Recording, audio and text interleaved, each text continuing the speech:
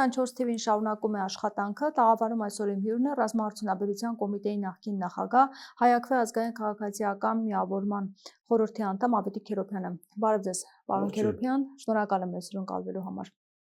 Երեկ 44-օրյա պատերազմի ավարտի 5-րդ տարին լրացավ եւ վերլուծելով իրավիճակը, ինչ է բացահայտվել առհասարակ պատերազմի հանգամանքներից, որովհետեւ երբ պատերազմը ավարտվեց, խոստումներ էր տրվում իշխանության կողմից, որ մենք բացահայտելու ենք հանգամանքները, թե ինչու պարտություն կրեցինք, զինվորականների հետ կապված քրեական գործեր կան 1500 նույնիսկ գործի մասն էր Փաշինյանը խոսում, որ բացահայտումներ կլինեն, բայց մենք առանձնապես դատական վճիռներ չենք տեսնում, 5 տարի շարունակվող դատական գործեր ենք տեսնում, եւ արդյոք պատերազմը ավարտվեց նոյեմբերի 9-ին։ Դե պատերազմը ոչ սեպտեմբերի 27-ից սկսվել է, ոչ էլ նոյեմբերին ավարտվել։ Ես ինքս անձամբ տուն վերադարձել եմ նոյեմբերի 29-ին եւ ավելին ասեմ, 2 շաբաթ հետո իմ տուն վերադառնալուց հետո այն տղաները, որոնք եկան մեզ փոխարինման, իրենք գերի ընկան, թե հիշում եք Խծաբերդի թաղերի հատվածում դեկտեմբերի 10-11-ին ունեցանք եւ զոհեր եւ գերեվարվածներ մեծ քանակի, եւ նույնիսկ այդ ժամանակ պատերազմը չի ավարտվել իհարկե, արդեն հաջորդ ակտերը տեսանք պատերազմի 21 թվականի մայիսին Հայաստանի տարածքների խոժումները, 22-ի, այսինքն 21-ի նոյեմբերին Սևլիճ իշխանասար, 22-ի սեպտեմբերին տեսանք պատերազմը եւ կուլմինացիան իհարկե Արցախի հայաթափումն էր 2023-ի սեպտեմբերին, բայց միևնույն է, մեր ողերի հարևանները իրենց ախորժակները չեն փակել, իրենց ախորժակը ավելի է սրվել դրանից եւ շարունակաբար ավելի ծավալապաշտական հայտարարություններ են անում, ընդ որում Հայաստանի ամբողջ տարածքը հայտարարում է որպես պատմական Ադրբեջան, այսպես ճակերտավոր հայ եւ այլն։ Իսկ այսօր ինչ է արում է վարչախումբը, այսօր ընդհանուր խաղաղություն է քարոզում, Ալիևի այդ ծավալապաշտական հայտարարությունները որակում են իբր ներքին լսարանին ուղղված, մեզ հերթական թմրանյութն են տալիս, այսպես խաղաղ ու թույնը, որպեսզի մենք քնենք, թմբիրի մեջ ընկնենք եւ ոչ մի գործուն քար չձեռնարկենք մեր պաշտպանության եւ անվտանգության համակարգը իրապես կայացնելու գործում։ Իդեպ Նիկոլ Փաշինյանը նշում է, որ ռազմաարդյունաբերության տարի է լինելու ռազմաարդյունաբերության համալիր Հայաստան 2025, այդպես էր նշել եւ մեկ ռոբոտ էր տեղադրել, գրել էր մեր զինվորների բարեկամը, ով հրահանգով շարժվում էր եւ այլն։ Այսինքն ներկայացնում է, որ ռազմաարդյունաբերությունը մեծ թափ է հավաքում։ Դե իրականում տարատեսակ պետական պաշտոնյաներ, բարձրաստիճան պաշտոնյաներ վերջին մի քանի տարիների ընթացքում հայտարարում են իրար հետ չտալով, որ Հայաստանի ռազմաարդյունաբերությանը մեծ միջոցներ են ուղղվել, բայց խոսքը գնում է ընդհանրապես արտադրության պայմանագրերի մասին եւ վստահաբար այդ պայմանագրերից մի քանիսը կամ գոնե մեկը ամբողջությամբ չի կատարվում, որտեղ ընկերությունները տարատեսակ դժվարություններ են հանդիպում եւ ինչ որ բաղադրամասեր ներկրելու, սանկցիաների տակ ընկած նյութեր, պայստամասեր ներկրելու գործում ես դրա մասին հստակ գիտեմ։ Բայց այնուամենայնիվ պետք է նաեւ դա ուշադրություն դարձնենք ռազմաարդյունաբերության զարգացմանը։ Միայն արտադրության փող տալով ռազմաարդյունաբերություն չի զարգանում։ Պետական բյուջեից ռազմաարդյունաբերության զարգացման ուղղվող միջոցները արդեն 5 տարի է եւ հիմա 6-րդ տարին է շարունակաբար թերա ծախսվում են այս տարվա 10 ամիսների դրությամբ մոտավորապես դա կառավարության այսպես կոչված ինտերակտիվ բյուջեից ենք տեղեկանում 5.7 միլիարդ հատկացված միջոցներից ծախսվել է ընդամենը 600 միլիոնը մոտավորապես 600 միլիոն։ Ինչու է թերածախսվում։ Որովհետև նպատակ չունեն զարգացնելու։ Իրականում նպատակ չունեն զարգացնելու։ Բայց փաստորեն հատկացվում է, բայց չեն կարողանում։ Այո, հատկացվում է, բայց լավագույնը, որ ծախսվել է այս պատերազմից հետո տարեկան բյուջեի, ծախսվել է, ասենք 30 կամ 35%-ը։ Մնացածը չի ծախսվում, մնացածը ուղղվում է տարատեսակ այլ միջոցառումների, անցյալ տարի դեռ սեպտեմբերին, ասենք ռազմաարդյունաբերության զարգացման բյուջեից միջոցներ ուղղվեցին ոստիկանության բարեկային ծառայության պարգևավճարներին, որ պատկերացնեք, ասենք ռազմաարդյունաբերությունը եւ դրա զարգացումը, այսինքն նոր զինատեսակների, սպառողջության նոր նմուշների մշակում, եւ ոստիկանության բարեկային ծառայության պարգևավճարներ, ուղղակի անհամեմատելի է։ Եվ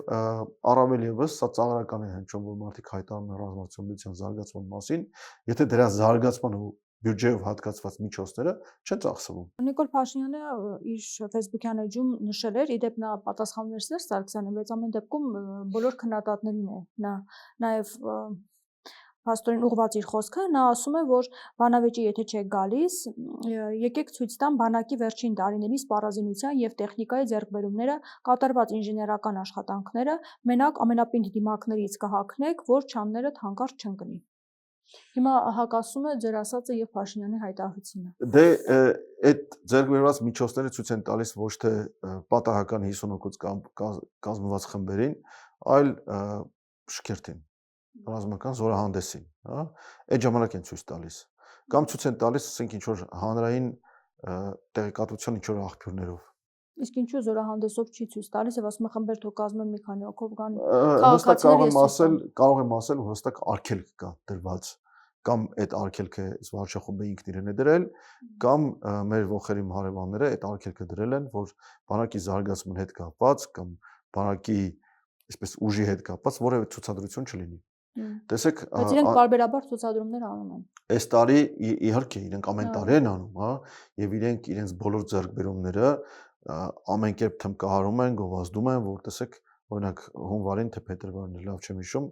Պակիստանա-չինական այս J-17 բազմաֆունկցիոնալ ինքնաթիռների ձեռքբերումը գովազդեցին 48 ինքնաթիռ են ձեռքբերում, հա։ Մենք ինչ ենք ձեռքբերում, այսպես իմանում ենք արտասահմանյան մամուլի հրապարակումներից, իմանում ենք տարատեսակ այսպես դուրերի արտահոսքերից, բայց ուղիղ կերպով ինչ ենք ձեռքբերում, վերջի անգամ ցուցադրել են 2019 թվականի դեկտեմբերին, երբ միասին մի կադրում ցույց տվեցին Ռուսաստանից ներկրված Տորեմ 2 համակարգերը եւ Հորդանանից ներկրված ԱՍԱ-ՀԿ համակարգերը։ Այդ են ցույց տալիս։ Մեկ էլ ինչ որ 21 թվականի փետրվարին նախկին նախարար Աշոկյան Հակոբը այն բուկլետինով ցուցահանդեսի ֆիասկոից հետո սկսեց իր Facebook-յան էջում գովազդել հայկական ռազմարտությունների ինչ որ նմուշներ, ընդ որում խախտելով պետական գաղտնիքի մասին օրենք։ Այդ են անում, այդ են կարողանում անել։ Բայց հիմա ինչ որ գրել է Փաշինյանը։ Դե նաև գրել է օրինակ ամենաշինական կառույցների մասին, հա, ես ինքս անձամբ անցյալ ամիս տեսել եմ Ջերմուկի շրջակայքում կառուցվող ամենաշինական կառույցները, որոնք մեր տարածքի խորքում են գտնվում։ Իհարկե իրենք գտնվում են ադրբեջանական դիրքերից ընդամենը մի 500 մետր հեռավորության վրա, բայց այդ ադրբեջանական ամենաշինական կառույցներն են գտնվում մեր տարածքի խորքում եւ մեր կառուցվող ամենաշինական կառույցներն են գտնվում տարածքի խորքում։ Թող գնա դրան պատասխան տանի, ինչ են անելու այդ տարածքների հետ։ Արդյոք վերադարձնելու են տարածքները, որ թուրքերը գրավել են 2022 թվականի սեպտեմբերին կամ 21 թվական։ Իդեպ շաբաթ օրը գրել էր, որ դրանց մասին բան չեն ասում են Արցվաշենի մասին, Արցվաշենի եւ նա օկուպացված տարածք։ Եվ դա խայծ է հանրությանը, իրականում դա հող է նախապատրաստում այսպես կոչված անկլավները Հայաստանի տարածքում Ադրբեջանին զիջելու, հա, որովհետեւ դրանց մասին խոսք չկա, դրանց պահելու մասին խոսք չկա, բայց Արցվաշենը, որ այսօր ադրբեջանցիներով բնակեցված է, դրա մասին խոսք կա։ Իհարկե Արցվաշենը խայծ է Արցվաշենը ուզել է։ Խայծ է հանրությանը, որ համակերպվեն սահմանազատման եւ սահմանագծման այսպես կոչված գործընթացների ընթացքում Հայաստանի այսօրվա տիրապետության տակ գտնվող տարածքներ Ադրբեջանին զիջելուն։ Դրան են նախապատրաստում հանրությանը։ Մինչդեռ մենք գիտենք, որ Ադրբեջանը ոչ մի հող չի վերադարձնելու, Ադրբեջանը ոչ մի զիջումի, ոչ մի տեսակի զիջումների չի գնում, չի էլ պատրաստվում գնալու։ Այն ամենը ինչ որ ներկայացում է օգոստոսի 8-ի խաղաղության փաստաթղթի նախաստորագրում եւ այլն, դրանից հետո Ադրբեջանի եւ մասնավորապես Ալիևի ծավալապաշտական հայտարարությունները ավելի մեծ ծավալ եւ ավելի մեծ սրություն են ստացել։ Մի փոքր, ասենք, մի երկու ամիս չխոսեցին դրա մասին, բայց այսօր խոսում են դրա մասին, այսօրվա Վարչախմբի տարատեսակ խոսող դեմքեր իրար հետ չտալով ադրբեջանցիները վերադարձել են խոսում փոխադարձության սկզբունքով իբր թե, բայց գիտենք, որ փոխադարձության սկզբունք ոչ մի տեսակի գոյություն չունի։ Եվ մի բան էլ մատնանշեմ ուղիղ կերպով, արդեն տարուց ավել է ոչ մեկ երրաբլուր չի գնում։ Հա, մեր զինվորների, մեր ընկած զինվորների հիշատակին ոչ ոք չի խոնարհվում։ Ինչ որ հերթապած աղքեպսակներ։ Այդ օրը համարում են պարտության օր եւ չեն ցանկանում գնալ։ Հերթապած աղքեպսակներ ուղարկում են, բայց վախենում են այնտեղ ոտք դնել։ Կամ վախենում են, կամ էլ արգելք կա սահմանված այնտեղ ոտք դնելու։ Չեն անում, չեն էլ անելու։ Բանակի օրը հունվարի 28-ին չեն էլ գնալու այնտեղ։ Դուք այդպես եք կարծում։ Վստահ եմ։ Հունվարի 27-ին են գնալու, այսպես ինչ որ նոր ինչ որ օր հիշատակի օր սահմանեցին, հունվարի 27-ին կարող են գնան, հունվարի 28-ին չեն գնա։ Մեր հաղթանակների, մեր կազմակերպվածության, մեր կազմավորման օրերը չեն գնա։ Իսկ այն ռոբոտը, որը որ Փաշինյանը ցույց էր տալիս եւ շատ քննադատվեց, նույնիսկ մարդիկ ասում են, որ ինտերնետով կարելի է պատվիրել, ամեն դեպքում, եթե անգամ քննադատության արժանի չէ, արդյոք դա մեծ ձեռքբերում է մեզ համար։ Չեմ էլ ուզի ուղղակի անդրադառնալ դրան, դա ծիծաղելի է։ Ինչու՞։ Եթե ղեկավարը կամ զինված ուժերի գլխավոր հրամանատարը իրեն կոչողը այդպիսի բաները փորձում գովազդել, հա թող ինքը հետ տա կադրերը 2020 թվականի ապրիլին եւ հիշի թե ինչով էր ինքը այն ժամանակ պարծենում։ Ինչով էր պարծենում։ Պարծենում էր, որ մեր ռազմարտությունաբերությունը 2020-ի ապրիլ եմ ասում, այնպիսի նոր նախագծեր եւ նոր ձեռքբերումներ, նոր արտադրանքներ ունի, որի մասին նույնիսկ դժվար է երազել։ Իսկ այս ռոբոտը ասենք կներեք էլի, ծիծաղելի է շատ։ Այն ժամանակ ուրիշ բաներով էին հպարտանում եւ պարծենում։ Հա, իսկապես իրապես հպարտանալու եւ պարծենալու է, բայց ես ասում 20 թվականի մի բանով էին պարծենում, որ այս ռոբոտի համեմատ սեքսալոզորի տարբերություն է իրականում։ Իսկ ինչու զարգ չի տրվում բավարար չափով այդ անօթաչու թռչող սարքերի։ Դե, Խոսում է, որ արտադրություններ կան, այո, բայց դա այնքանակը չէ, այն որակը չէ, որ մրցակցային լինի։ Դա անվիճելի է, որ արտադրվում է, բայց եթե պետությունը իր վրա վերցած պոզիտիվ պարտականությունը ռազմարտությունաբերության զարգացման բյուջետավորված միջոցները ծախսելու չի կատարում, ապա մնացածի մասին ավելորդ է ուղղակի խոսելը։ Հա դա չի կարելի թողնել ռազմարտությունաբերության զարգացումը կամ նոր սպառազինության ռազմական տեխնիկայի նոր նմուշների մշակումը, չի կարելի թողնել մասնավորի նախաձեռնությանը, չի կարելի թողնել մասնավորի հույսին։ Բայց հիմա դա Փաշինյանի մեղավորությունը արդյոք այդտեղ կա, եթե ինքն ասում է կառավարությունը տրամադրում է այդ գումարը։ Այսինքն նաև մյուս օղակները չունեն այդ ծրագրերը։ Կառավարությունը իր իսկ առաջարկ չեն ներկայացնում իր իսկ սահմանած կառավարության կառուցվածքի եւ գործունեության մասին օրենքով ունի նախարարություն, որը հանդիսանում է ռազմարտությունաբերության ոլորտի լիազոր մարմին։ Այդ մարմինը, այո, այդ մարմինը եւ իր ենթակա ռազմարտությունաբերության կոմիտեն պարտավոր են միջոցներ ամբողջությամբ ծախսել, եթե չհերիքի գնան կառավարություն ավելին խնդրել։ Եվ ես համոզված եմ, որ մեր ռազմարտությունաբերական համալիրը կարող է իրացնել այդ ծրագրերը։ Իսկապես կան շատ այսպես լավ առաջանցիկ ծրագրեր, որոնք կարիք ունեն պետական հոգացության, պետական միջոցների։ Ցանկություն չունեն։ Դա բայց մի կողմից գումարը տրամադրվում, մյուս կողմից չի կատարվում։ Դա ուղղակի էլի հերթական թմրանյութն է ժողովրդին, որ տեսեք, մենք իսկապես ռազմարտությունաբերության զարգացմանը միջոցներ ենք ուղղում, բայց թող գնան ցույց տան իրենց իսկ հրապարակած կառավարության ծրագրի կատարողականը։ Տարից տարի թերակատարվում են դրանք, թերակատարվել են եւ այս տարին են թերակատարվելու, ընդ որում այս տարի թերակատարվելու են շատ ավելի մեծ տոկոսով, քան նախորդ տարիներին։ Կատարման տոկոսը 20% չի գերազանցելու։ Իդեպ Փաշինյանը պատասխանում էր Ադրբեջանին, երբ ասում էր, որ Արցվաշենը պետք է վերադարձնենք, Ադրբեջանից հնչել էր հայտարարություն, որ պետք է 4 անկլավները վերադարձնի Հայաստանը։ Հիմա ինչ իրավիճակ կարող է ստեղծվել, արդյոք Արցվաշենը նրանք առասարակ կվերադարձնեն, որովհետև երբ 4 անկլավների մասին խոսում է, փոխանակման մասին չի խոսում Ադրբեջանի կողմից, եւ միայն հայկական կողմն է Արցվաշենի մասին խոսում, Փաշինյանը այդպես ցուցադրում այդ փոքր քարտեզը, փոքր Արցվաշեն ամեն անգամ քարտեզի հետ միասին։ Կհաջողվի վերադարձնել։ Դե բնականաբար Ադրբեջանը մշտապես զբաղված է եւ զբաղված է լինելու պատերազմի առիթներ ստեղծելով։ Հա եւ նույնիսկ այս վերջերս հայտարարություն եղավ եւ երբ որ այդ տրիպը անկարծ հետաձգվի կամ Հայաստանը ինչ որ բավարար փութաջանություն չցուցաբերի այդ ճանապարհը իրականություն դարձնելու, ապա իրենք ուժով կբացեն այդ ճանապարհը, հետո ինչ որ կոնկրետ երաշխիքների տակ ինչ որ մեկ այլ երրորդ ուժի կհանձնեն որպես պահպանության, հա։ Եվ դա ես ուղիղ մեջ եմ բերում Ադրբեջանից հնչած հայտարարությունների։ Հիմա բայց դա վաղուց էին ասում, մինչև տրիպը։ Անցած շաբաթ էլ ասել են հենց տրիպի հետ կապված, որ եթե Հայաստանը չբացի տրիպը, ապա Ադրբեջանը ինքը ուժով կբացի այդ տրիպը։ Չեն պատրաստվում հետաձգել։ Բայց դա հայկական կողմը բացում է տրիպը, որովհետեւ խնդիր չկա իրենց ասելով։ Բայց տեսեք, պատերազմի առիթներ միևնույն է իրենք հնարում են, ստեղծում են, ստեղծելու են, շատ ավելի շատ։ Անկլավների մասին մոտավորապես մի տարի խոսք չկար, այսպես կոչված անկլավների, մանավանդ որ այդ անկլավները իրականում իրենք փաստաթղթային հիմնավորում չունեն։ Մինչդեռ Արցվաշենը ունի, ավելին, Արցվաշենի եւ Հայաստանի Խորհրդային Սոցիալիստական Հանրապետության միջև ցամաքային կապի վերացումն էլ չունի փաստաթղթային հիմնավորում։ հա, այսինքն ժամանակի երբ որ Արցախաշենը կպած էր ՀԽՍՀ-ին, ժամանակի այնպես ինչպես Լեռնային Ղարաբաղի ինքնավար մարզներ կպած ՀԽՍՀ-ին, հա,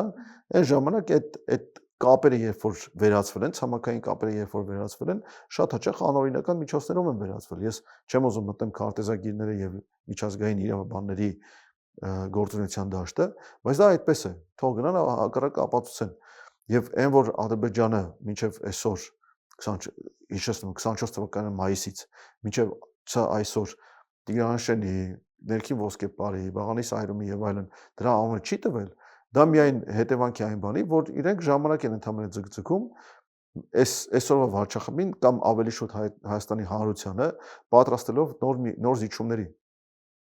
Եվ այսօրվա վարչախումբը Արցախաշենի անունը տալով, որ Արցախաշեն ենք վերադարձնելու։ Դա նման է, գիտեք, 2020 թվականի սեպտեմբերի 28-ի 29-ի Գետաշեն եւ Շահումյան վերադարձնելու։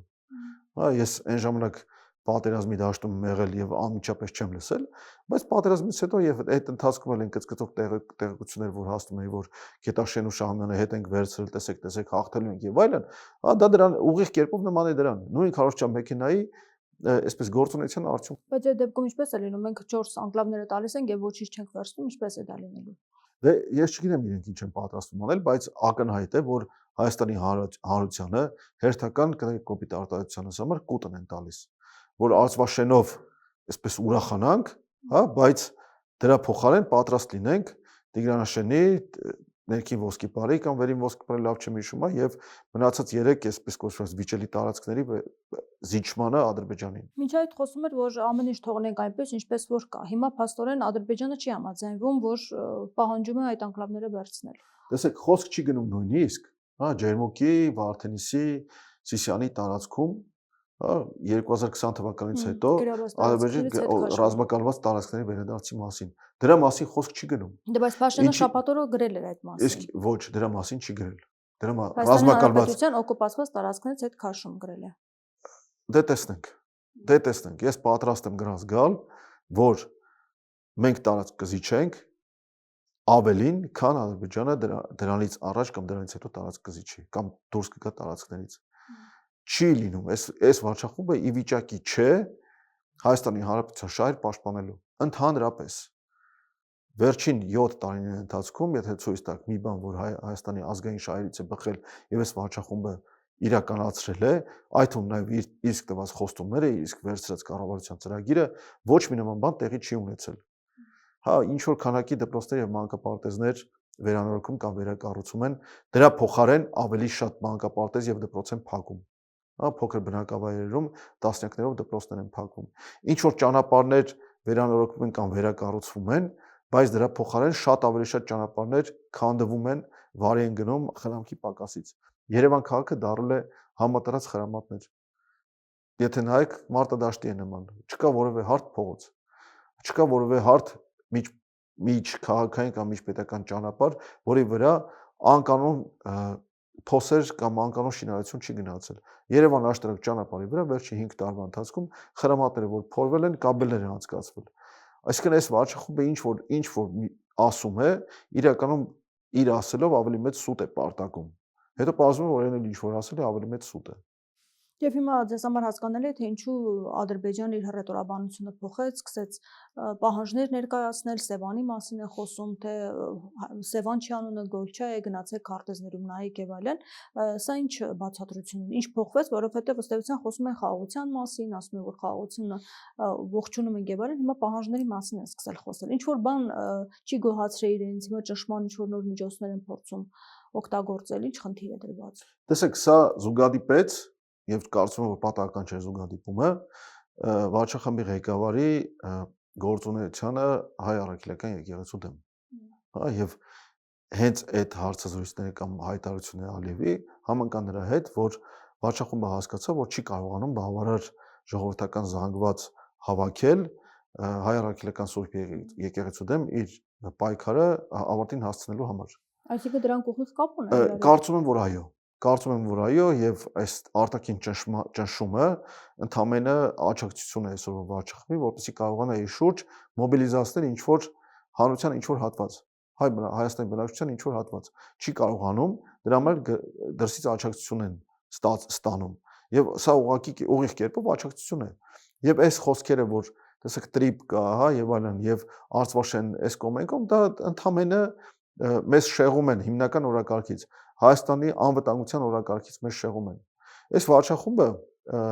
2020 թվականի հունիսին թե հուլիսին ազգային անվտանգության ռազմավարություն կոչվող ինչ որ փաստաթուղթ են դրել կայքում, կառավարության կայքում, որը այդպես էլ պաշտոնականի կարգավիճակ չստացավ, բայց այնտեղ կար ցեղասպանության հետամուտ ճանաչման հետամուտ լինել, հա, Թուրքիան եւ Ադրբեջանը ճանաչվում են որպես էկզիստենցիալ սպառնալիքներ եւ այլն եւ այլն։ 5 տարի անցել, մեր անվտանգային համակարգը այսպես խարխլվել է, հզոր հարվածներ է, շատ հզոր եւ կործանարար հարվածներ է կերել, տարածքներ են կորցրել, տարածքներ են ռազմակալված, հսկայական քանակությամբ տեղահանված բնակչություն ունենք ոչ միայն Արցախից, այլ նաև Հայաստանի այլ բնակավայրերից, որոնք հայտնվել են թշնամու ուղիղ հրետակության կամ գնդակոծության գոտում, հա, եւ մենք նույնիսկ ներքին տեղահանվածներ ունենք։ Մարդիկ տեղահանվել են, որովհետեւ հնարավոր չի, ասենք Գեղարքունիքի կൂട്ടական գյուղում այլևս զբաղվել են անաստապահությամբ կամ հողագործությամբ, որով կարողանում են զբաղվել մինչև 22 թվականի սեպտեմբերը։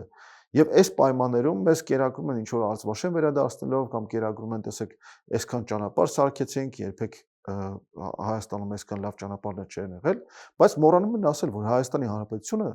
իր փաստացի տարածքով երբեք այսքան փոքր չի եղել։ Հայաստանի Հանրապետության տարածքը այսօր ամենափոքրն է, ամենից ավելի փոքր է, չգիտեմ, ցեղասպանությունից հետո, 18 թվականից հետո կամ 20, հա, 1900-ի մասին ենք խոսում։ Այսքան փոքր Հայաստանի Հանրապետությունը չի եղել։ Ես վարչախումբը այդ փաստը փորձում է կոծկել այլ եւ այլ բացատրություններով։ Չեն կարողանալու, որովհետեւ հնարավոր չէ այդ փաստը թաքցնել։ Իդեպ երբ խոսում է բանակի փոխակերպման մասին, ձեզ համար հասկանալի է ինչ փոխակերպման մասին է խոսքը։ Նախ այն, որ զինծառայողների ժամկետը կրճատվեց, հետո ինչ նոր ծրագրեր կան եւ նաեւ վարձատրության հետ կապված։ Սա եւս այդ փոխակերպման մեջ է մտնում։ Դե դրա մասին մենք այս տաղավարում խոսել ենք իհարկե, բանակի փոխակերպում որպես այդպեսի տեղի չի ունենում։ Տեղի ունենում ինչ որ ֆիկտիվ ատեստացիա, ընդ որում պաշտպանության փոխնախարարներից մեկը, այս վերջերս կամ մի քիչ ավելի շուտ էր գաղտնազերծել էր փաստացի այդ ատեստացիայի վիճակը, որ զորքի կեսից ավելին չի մասնակցում այդ ատեստացիային, իսկ մասնակցողների 40-ից ավելի տոկոսը չի հաղթահարում դրականի շեմը։ Հա, եւ այն հավելավճարների մասին, որ խոսում են թմբկահարում են, որ տեսեք շարքային պայմանագրերին կարող է 700,000 ստանալ, այդ մարդկանց ոչ ոք չի ճանաչում։ Չի ճանաչում։ Մինչդեռ միջին աշխատավարձի մասին է խոսում, որ 500 Դա ատեստավորման արդյունքում պետք է ստանալ այդքան գումար։ Իբրև թե ատեստավորման արդյունքում պետք է ստանալ այդքան գումար։ Ես ուզում եմ հիշեցնել, որ 2019 թվականին թե 20 թվականին գլխավոր շտաբի դրույքաչափը 600,000 դրամ է եղել։ Այսօր ուզում են շարքային պայմանագրերին 700,000 դրամ վճարեն, դրա մասին թվկարում են, բայց շարքային պայմանագրային զորամասեր կան, որտեղ շարքայինները, այն դիրքապահ շարքայինները ստանում են ընդամենը 140,000 դրամ։ Միջին աշխատավարձը բանակում շարքային կազմի, ասենք կազմը, լավ, ասենք $500, ասենք այդքան են մոտավորապես նշում, այն տրամաբանությամբ, որ դա են դիրքային հավելավճարներ եւ այլն։ Բայց թող գնան նայեն տեսնեն, թե ինչ է կատարում վարժական հավաքների հետ եւ դրանց արդյունավետության հետ, թե ինչ է կատարում պայստազորի մարզումների, ակտիվ պայստազորի քանակի եւ մարզվածության հետ, հա, ոչ մի բան չեն անում իրականում։ Թե ինչ է կատարում տեղական եւ տարածքային պաշտպանության ուժերի իրական կազմավորման հետ։ Բայց հիմա պրոֆեսիոնալներով համալրելու համար ինչ պետք է արվի, որովհետեւ մասնագետներ կան, ասում են պետք է փաթեթ ներկայացվի, շահագրգռվի նրանց, նաեւ առողջապահության հետ կապված տարբեր արտոնություններ տրվի, գումար ավելի մեծացվի։ Դուք օրինակ ինչ փաթեթ եք կարծում պետք է գործի, մարդը ուզենա գնա պայմանագրային։ Որևէ փաթեթ ի զորու չէ չեզոքացնելու այն վտանգը, սպառնալիքը, ուղիղ սպառնալիքը, որը կրում է պայմանագրային կամ դիրքապահ ծառայողը, երբ գնում է պահելու այն դիրքը, որը գտնում է ադրբեջանցիների դիրքից 50 մետր հեռավորության վրա, կամ գնում է այն դիրքը, եւ կան այդպիսի դիրքեր, իմ ընկերներից մեկը համարցում է Արթուրը Գյումրեցի, ես կուզեմ, որ դուք իր հետ էլ խոսեք, նշում են, որ գիտեն այնպիսի դիրքեր, եւ ես հավատում եմ այդ մարդկանց, ինքս էլ գիտեմ այդպիսի դիրքեր, ուր անցնելու համար, հերթափոխը իրականացնելու համար ադրբեջանցի զինծառայողները զննության ենթարկում հայ զինծառայողներին։ Ուղղակի զննության են ենթարկում, թե ինչ են իրենց տանում, հա, որովհետև գտնում են փաստացի իրենց դիրքերի հետևում այդ դիրքը, այսօր կռիվ չեն անում այդ դիրքը խլելու համար կամ մարդ չեն սպանում, բայց այնտեղ գտնվող տղաները իրականում ցավալի է հնչեցնել, բայց երաշխավորված զոհեր են կամ գերիներ։ Դե թող գնան դրան հակասեն, դրան հակադրեն։ Եվ որևէ փաթեթ իրականում կրկնում եմ, որևէ փաթեթ իրականում չի կարող խրախուսել կամ գրավիչ դարձնել այդպիսի ծառայությունը։ Ինչ պետք է արվի։ Ուրիշ բան։ Ինչ։ Զորքը պատրաստել հաջորդ պատերազմին։ Դե դա էլ է պատրաստություն։ Դա պատրաստություն չէ։ Դա պատրաստություն չէ։ Մարտական ոգի գոյություն չունի։ Գոյություն չունի մարտական ոգի։ Ես ուզում եմ հիշեցնել 2020 թվականի հուլիսին ներողություն եւ 2020 թվականի սեպտեմբերին գլխավոր շտաբը մարտակոչով հանդես եկավ, գլխավոր շտաբի պետը մարտակոչով հանդես եկավ։ Մարտակոչ այս մարդկանց բերանից, որոնք հող են հանձնել, չեք լսի, չենք լսել եւ չեք լսի մարտակոչ։ Ոչ 2021-ի մայիսին է հնչել մարտակոչ, երբ որ թուրքերը ոտվոտ գալիս էին, քայլով գալիս էին եւ գրավում էին Հայաստանի Հանրապետության սուվերեն տարածքը, սուվերեն ենք ասում, որտեղ այն ժամանակ Արցախը արդեն հանձնված էր, հա։ Գալիս են գրավում են Հայաստանի Հանրապետության տարածքից 200-ից ավելի քառակուսի կիլոմետր 2022 թվականի սեպտեմբերին, ելի մարտակոչ չեք լսել։ Մարտակոչ չենք լսել, երբ որ Արցախի ողջ բնակչությունը բնաջնջման վտանգի տակ էր 2023 թվականի սեպտեմբերին, հա։ Մարտակոչ չենք լսել այն ժամանակ։ Մարտական պատրաստության բարձր աստիճանի չեն բերվել զորքերը նույնիսկ այն ժամանակ։ Եվ մարտական ոգին, որը որ մարտակոչի հետևանքով պետք է բարձրանա, մարտական ոգու մասին էլ ավելորդ է խոսել նույնիսկ։ Հիմա դուք վտանգ տեսնում եք, որ կարող են չհամալրել պրոֆեսիոնալիզմ ծառայողներով։ Դե գիտեք, կարող են ինչ որ մարդկանց գրավել մեծ փողով, փոքր ժամանակով, հա, բերել ասել, գիտեք, գնացեք մտեք այս կառավարման կետը, դստեք համակարգիչների առաջ, մենք էլ ձեզ նկարենք, ցույց տանք զինուժով, ցույց տանք, որ բանակը համալրվում է մասնագետ կադրերով։ Բայց բանակը մենակ դա չէ։ Եվ ընդհանրապես ասած, երկրի պաշտպանությունը մենակ բանակը չէ, որ պետք է իրականացնի։ Բանակի կողքին պետք է կանգնած լինի պատրաստված ակտիվ պահեստազոր, այն ինչ որ առաջարկում է մեր ուժը եւ ոչ միայն մեր ուժը, հա, հայակվեն կան շատ այլ ուժեր էլ, որոնք եւ քաղաքական եւ քաղաքացիական հասարակական կազմակերպություններ, որոնք որ առաջարկում են եւ հստակ քայլեր են ձեռնարկում, հստակ քայլեր են արդեն իրագործում համապարփակ պաշտպանության եւ անվտանգության համակարգը ստեղծելու եւ ննելու։ Բայց երբ որ պետությունը կամ իշխանությունը, հա, չօրինականացնենք, երբ որ իշխանությունը դա միայն բառերով է ասում, բայց գործում քայլեր չի ձեռնարկում, տեսեք, նույնիսկ քաղաքացիական զենքի մշակույթի վրա արդեն հարձակվում են տարատեսակ վիճակագրություններ բերելով, որ քաղաքացիական օրինական զենքով հանցագործություններ են կատարվել։ Հնարավոր չէ այս պայմաններում բանակով եւ հասարակությունով մոբիլիզացնել, որպեսզի կանգնեն Հայաստանի Հանրապետության պաշտպանությանը, որպեսզի ապահովեն իրական անվտանգություն։ Թղթի կտորները այսօրվա աշխարհում անվտանգություն չեն ապահովում։